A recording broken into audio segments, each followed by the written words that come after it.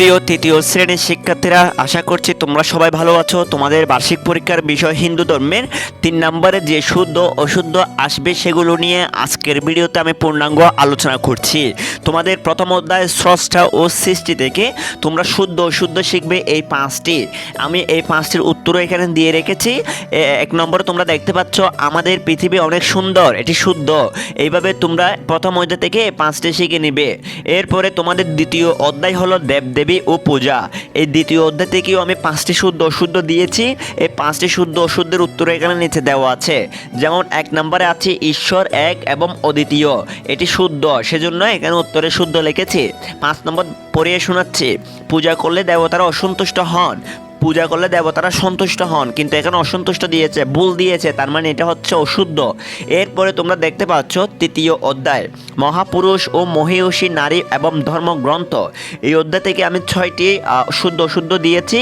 এই 6টি শুদ্ধ অশুদ্ধের উত্তরও আমি নিচে দিয়ে রেখেছি। 1 নম্বরে দেখতে পাচ্ছ স্বামী বিবেকানন্দ একজন মহাপুরুষ ছিলেন, উত্তর হলো শুদ্ধ। এভাবে তোমরা এগুলো প্রথম অধ্যায়, দ্বিতীয় অধ্যায়, তৃতীয় অধ্যায় ভালো করে ক্লিয়ার করে নেবে। এরপরে তোমাদের অধ্যায় 4 হচ্ছে সহমর্মিতা। সহমর্মিতা থেকে আমি 5টি রেখেছি।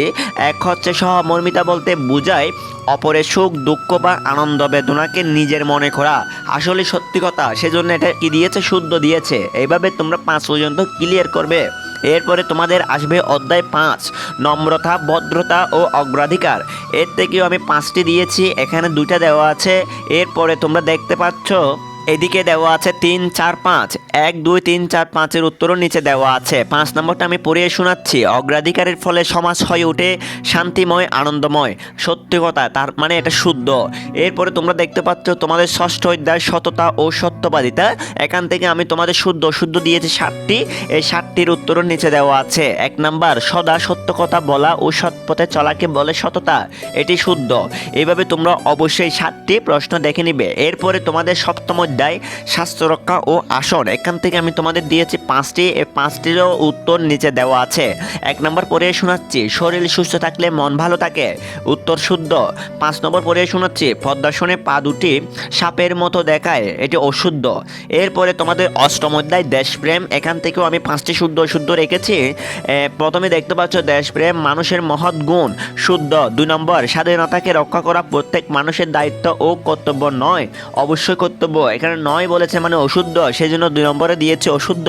এরপরে তোমরা দেখতে পাচ্ছ অধ্যায় 9 মন্দির ও তীর্থক্ষেত্র। এখান থেকে দিয়েছে 5টি। এই 5টির উত্তরও নিচে দেওয়া আছে।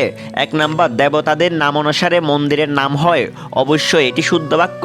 3 নম্বর পড়িয়ে শোনাচ্ছি, তীর্থক্ষেত্রে স্নান করলে পাপ দূর হয়, অশুদ্ধ। 5 নম্বর পুরীতে জগন্নাথ মন্দির অবস্থিত, শুদ্ধ।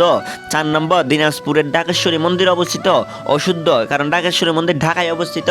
সুপ্রিয় শিক্ষার্থীরা, আজকের এই ক্লাসে তোমাদের তৃতীয় শ্রেণীর হিন্দু ধর্ম বিষয়ে 3 নম্বরে যে পরীক্ষা আসবে শুদ্ধ অশুদ্ধ সেগুলো নিয়ে আলোচনা করেছি প্রথম অধ্যায় থেকে তোমাদের 9ম অধ্যায় পর্যন্ত। সুপ্রিয় শিক্ষার্থীরা, আজকের ক্লাসটি তোমাদের কেমন লেগেছে? যদি ভালো লাগে তাহলে আমাদের চ্যানেলটি অবশ্যই তোমরা তোমাদের বন্ধুদেরকে শেয়ার করবে এবং সাবস্ক্রাইব করে না থাকলে অবশ্যই সাবস্ক্রাইব করে রাখবে। সুপ্রিয় শিক্ষার্থীরা, আজকের ক্লাসটি আমি এখানে শেষ করছি। তোমরা সবাই ভালো থেকো, সুস্থ থেকো, সবাইকে টাটা।